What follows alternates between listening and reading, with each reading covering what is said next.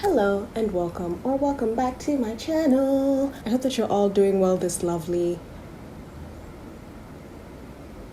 Dude, the days have completely blurred together. I have no recollection of what day it is. But what day that I do know it is, it's been officially 1 year that I've had my vlogs. My babies and I have been in a committed and loving relationship for the past year. So I'm just coming at you with my 1 year lock update. This isn't going to be like my other lock updates where I talk about my highs and lows. I'm just gonna talk. Yeah, I'm just going to talk and just tell you about my experience so far with growing my locks and just the growth and some lessons that I've learned during the course of this year. The course of this year has just been a process of reclamation of self, if you will, and just learning how to just own who I am as an individual in this point in my life. I mean, with all the chaos that happened last year in both my personal life and on a global scale, I was floating a little bit, not gonna lie. So yeah, I've had a lot of instances of just feeling really disassociated from myself, but I've also had a lot of moments where I've just come to terms with myself as well, and that's been really beautiful for me. It's been an intense but very beautiful experience nonetheless. In terms of products, I had a good time during the course of this year trying out different products, especially the shampoos, to just see what works with my hair and what doesn't, and also just reacquainting myself with the local Kenyan hair brands that are around, which has been dope, and I definitely want to continue doing that during the course of this year. I want to try and incorporate a hair mask or a deep conditioner because I just want to try something else with my hair. I just want to try something with my hair. I've been looking at a lot of videos of other people with locks, and it's been fascinating to just see how they're doing on their journeys, and they've been incorporating a lot of different things in there. So I just want to try. Life is about trial and error, and yeah, trying to just give my hair as much moisture as it possibly can.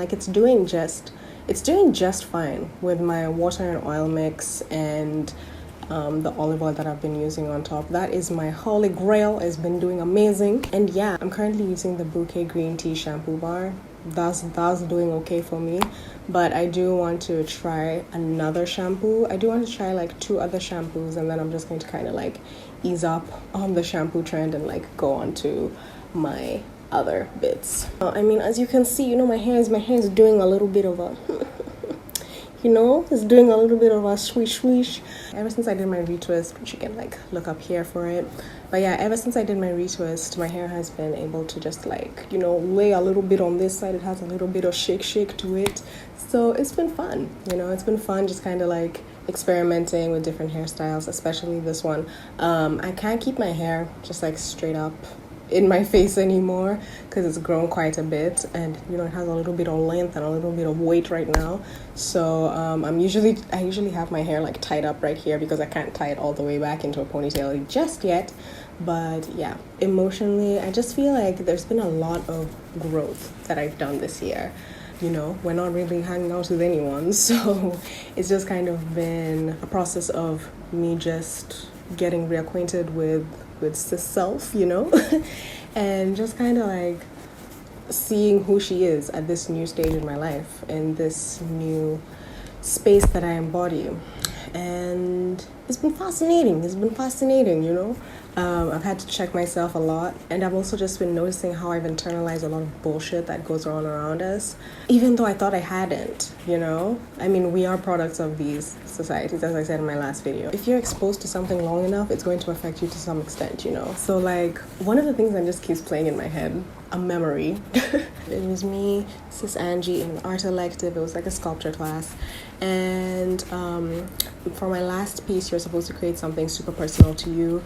And what I created was basically an homage to emo Angie, and it was a box. It was just a box with lots of Barbie pieces and lots of other things inside there. I wish I had a picture, but I don't. It was basically a physical representation of my letting go of all of the societal standards of beauty that had been imposed on me growing up. I wasn't very articulate with the way I described it. Yeah, it was something that was very personal and emotional for me. So in turn, I got very personal and emotional in explaining it. So I got a little bit too personal and emotional to actually extract the issues that I was trying to convey within the piece. But essentially what it was just like a fuck you to body shaming and the colorist standards of beauty that I had been exposed to during my life, and that are a constant struggle for a lot of people who inhabit my spheres of existence, you know, a black African queer woman, etc, etc. There were other women in the audience as well, but they weren't black. They were actually very receptive to my piece and actually came to me afterwards and were just kind of like, you trying to give me words of encouragement, which I appreciate, but then majority of the audience was white men. I spoke about this in my last video, but basically you can't expect people who are so detached from your existence to just kind of like understand what it is that you're going through and to like empathize with what it is that you're going through, because this dude laughed and I was just like, my guy, I just poured my heart out. Granted, you know, the audience, it wasn't the most articulate way that I should have said it, but it was, you know, this is an actual struggle that a lot of people go through during their lives.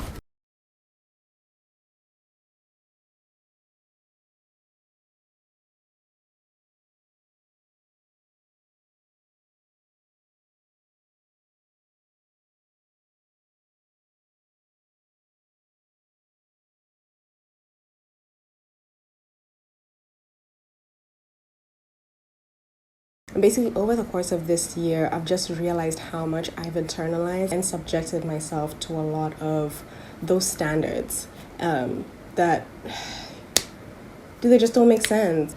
Yeah, it just kind of like warped my sense of self and attached my sense of self to my physical body as opposed to my internal body. The minute that I accepted my physical existence, I just kind of flipped and started realizing all of the internal scars that were inside. And you know, this year has just been a lot of facing that, because you know, we have nothing but time to think. So yeah, all of these internal scars from that I've had from being exposed and consuming these different standards of beauty. And like, I just feel like in my locks, because like I love them so much, locks are pretty low maintenance, especially, well, my locks are like semi-freeform locks, and they're pretty low maintenance in the sense that you don't really have to do much with them except like keep them moisturized, and for me, like once every 6 months, just like separate them. And yet I see the beauty within it. Like it's something very personal. Like, yeah, it's something very personal because it's just kind of doing its own thing.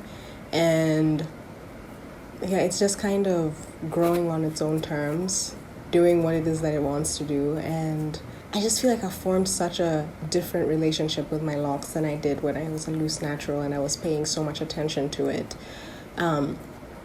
Because now I view it as an individual outside of myself, and it's fascinating to me. It's kind of like a child, you know. I think that's one of the main reasons that I call my hair a child, because like children aren't yours, and I think that's one thing that a lot of parents forget sometimes, is that children aren't yours. Yeah, you bore them, you know, kids are from you. However, the minute that they pop out the womb, they kind of cease to exist to be yours. You just kind of have to let them do what it is that they need to do. They're individuals. And yeah, but basically I've just been really enjoying watching them do their thing. You're doing amazing, sweetie. I give them a lot of love. I feel like they've allowed me to just kind of let go of a lot of control issues and just allow them to be and watch them be what it is that they need to be. So I'm super grateful to these guys, man.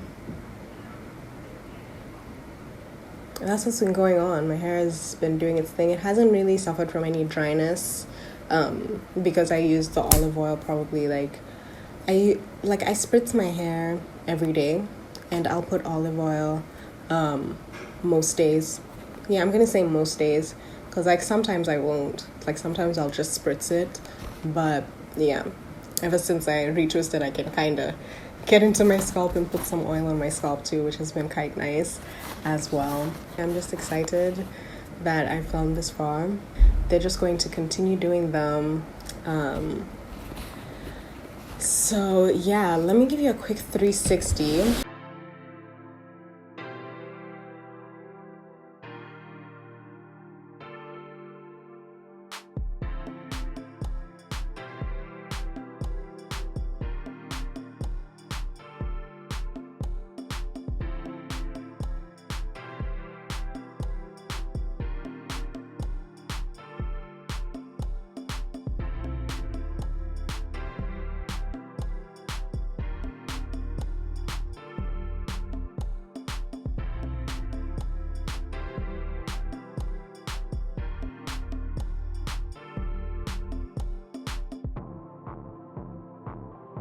So yeah, she's doing her thing, you know, she's living life, she's growing, she's dropping, and super happy.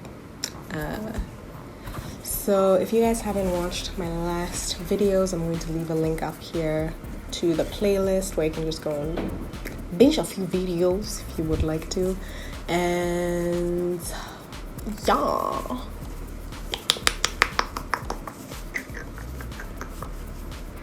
I don't really have that much else to say, but just thank you so much for watching this video. Please stay tuned for more videos. On top of the talks and the cocktail hour videos, I'm going to be doing some more lock videos, but they'll be, especially the lock updates will be a little bit more sporadic. Probably like whenever I do my retwist is when I'm going to do like a lock update, or whenever there's something significant that happens with my locks, I'll also do an update then.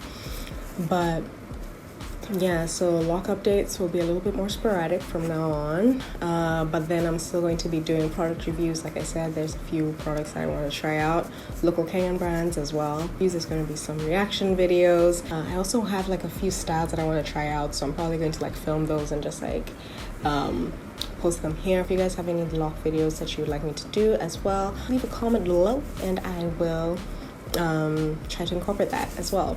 I hope that you guys enjoyed this video. And please don't forget to like, comment, and subscribe. And yeah, tuta unana next time. Bye.